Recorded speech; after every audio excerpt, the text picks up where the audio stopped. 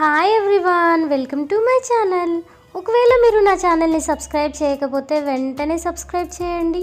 పక్కన ఒక గంట సింబల్ కనిపిస్తుంది కదా, దీన్ని క్లిక్ చేయడం వల్ల నేను ఏ వీడియో పెట్టినా ఫస్ట్ మీరే చూడొచ్చు.